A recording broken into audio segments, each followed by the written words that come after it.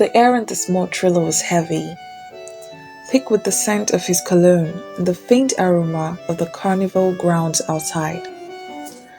Nathan's hand slid down my back, his touch firm yet gentle, igniting a fire I hadn't felt in what seemed like forever. His lips moved against mine with an urgency that made my knees weak. Every kiss a promise of something forbidden and untamed. I leaned into him, letting his arms envelop me as he guided me to the worn couch in the corner of the room. The faded cushions squeaked under our weight, but I didn't care. Nothing else existed in that moment except for the heat of his body against mine and the sound of our breaths mingling in the silence. His hands explored every inch of me, as though memorizing my skin, and I surrendered completely, letting the intensity of his passion sweep me away. Nathan's lips traveled down my neck, leaving a trail of warmth that sent shivers coursing through me. His hands moved with a purpose, sliding under the thin fabric of my blouse and brushing against bare skin. I gasped as his touch became bolder, his fingertips tracing the curve of my waist and pulling me closer. The world outside faded completely. The hum of the carnival, the chatter of distant voices, all of it drowned out by the rapid beating of my heart and the fire building between us. I wrapped my arms around him, my fingers tangling in his hair as he lifted me effortlessly, shifting our positions with a confidence that left me breathless. The one couch groaned beneath us, its imperfections forgotten in the heat of the moment. His movements were deliberate, each touch and kiss exploring me like I was an uncharted map. His devotion equal parts thrilling and overwhelming. For the first time in my life, I felt like I was truly seen, truly wanted, without pretense or expectation. At the end, we stayed entwined, our breaths heavy but synchronized, our skin glistening in the dim light. Nathan's head rested against mine, his fingers brushing absent-mindedly over my shoulder.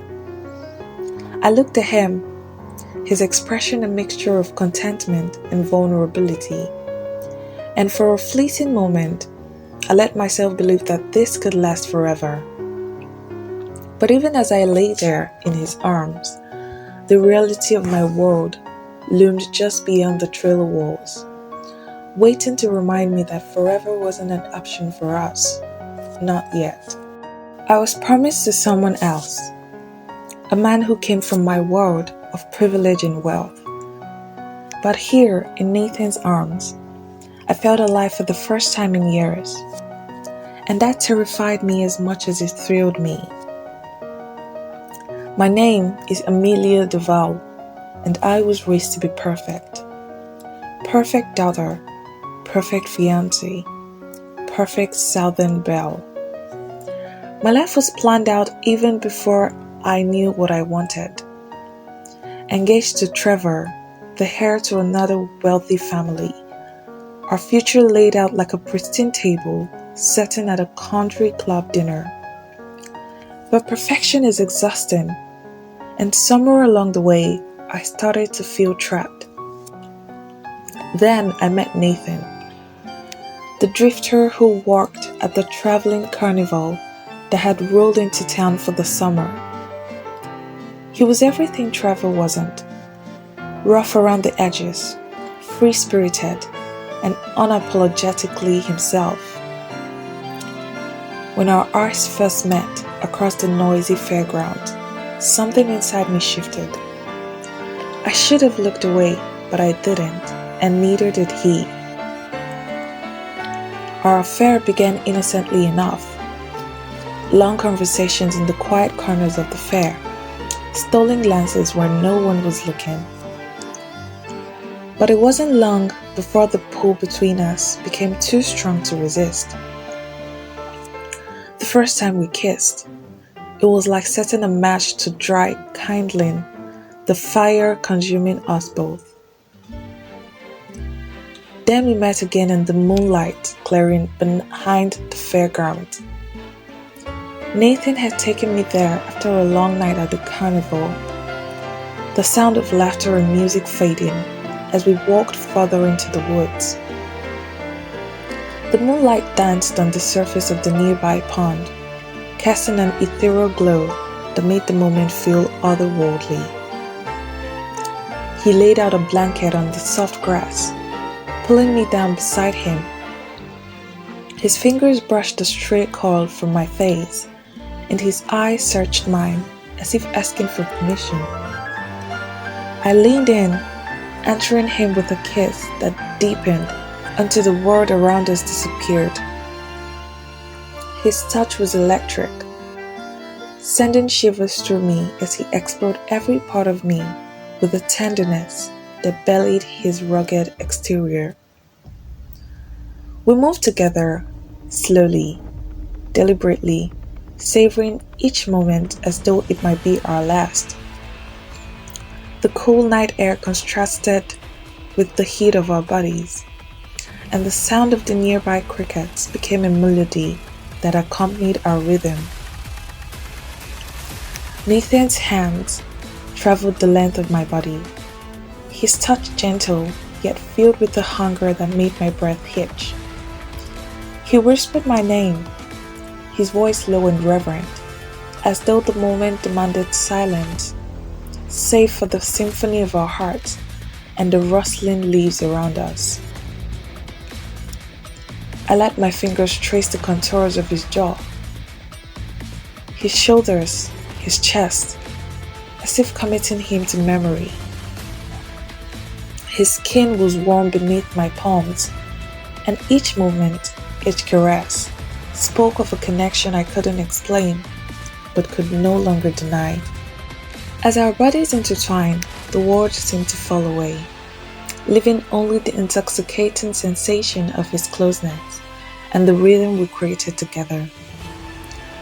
His lips moved from my mouth to my neck, trailing heat wherever they landed, and I gasped as he pulled me closer, pressing us together as though we could become one.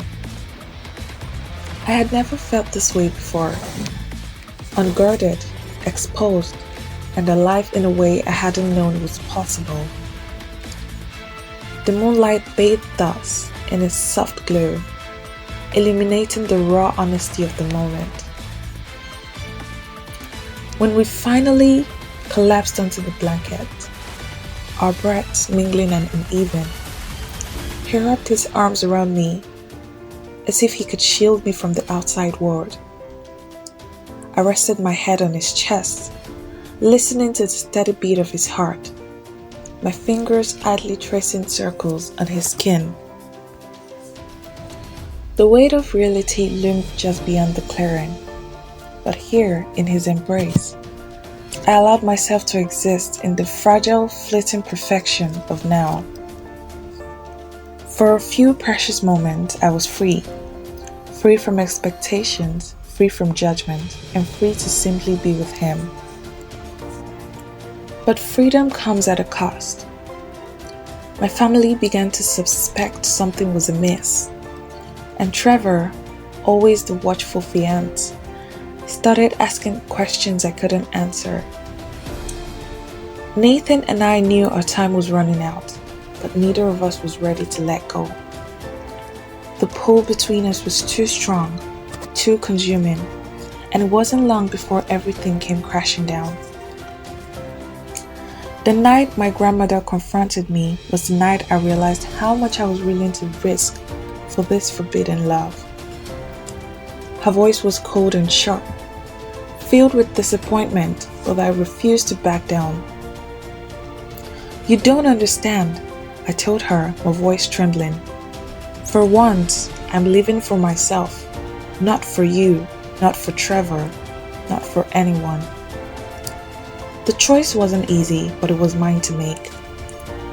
And as I packed my bags and drove toward the fairgrounds one last time, I knew my life would never be the same. Nathan was waiting for me, his eyes filled with both hope and uncertainty. And as I stepped into his arms, I realized I was ready to face whatever came next. For the first time, I wasn't afraid. I was free.